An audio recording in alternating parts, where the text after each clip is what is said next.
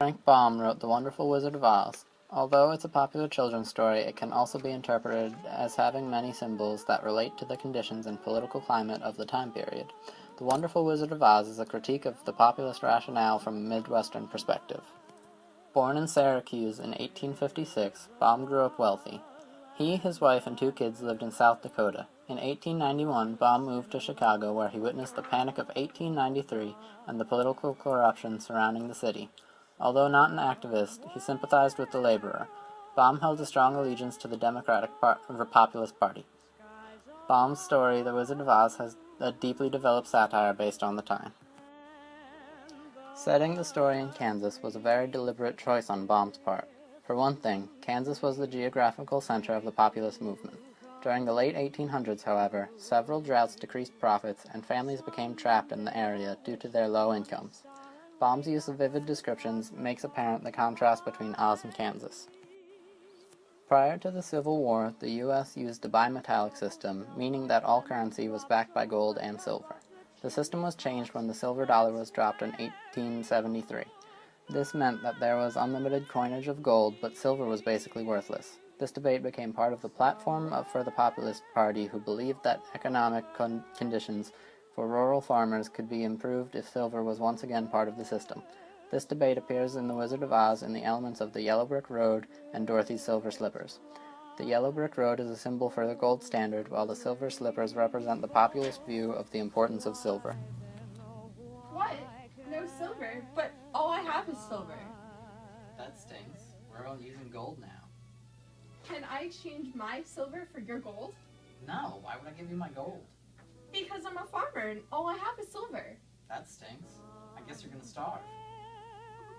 Okay. The North and South are ruled by good witches, who are not as powerful as the wicked witches of the East and West. The center of the land is the Emerald City, that's ruled by the most powerful Oz. Emerald City represents the United States Capitol, and its green color alludes to the Greenback movement. Some populist interpretations of the story pitted the East against the West. It was their belief that wealthy Eastern politicians were the ones who caused such great strife for the farmers of the West. When the Wicked Witch of the East is killed by Dorothy's house, it can be interpreted as retribution for the poor farmers of the West.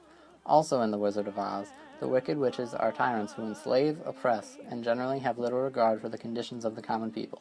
Even though the witches of the North and South are good, the witches of the East and West had more power. Water ends the struggle of the West when Dorothy kills the Wicked Witch of the West, symbolizing an end to the droughts that made life so hard for the farmers in the Midwest. The journey of Dorothy and her friends through Oz to reach the wizard can be interpreted as a nearly direct parallel to Coxey's army. In much the same way, Dorothy and her friends seek out the help of the wizard to give them each, respectively, a heart, a brain, and courage. Lions, tigers, bears, oh my! The lion represents the reformers of the time period, in particular, William Jennings Bryan. He's often called the cowardly lion because he has no self-confidence, and as a symbol of courage, he doesn't feel that he lives up to others' expectations. The scarecrow represents the farmer. He feels that he has no brain and is a typical country bumpkin, but after visiting the wizard, he realizes he has great common sense. Once the human, the Tin Man of the story of Oz, who represents the laborer, saw that each time he swung his axe, chopped off one of his own body parts, which led to him replacing it with tin.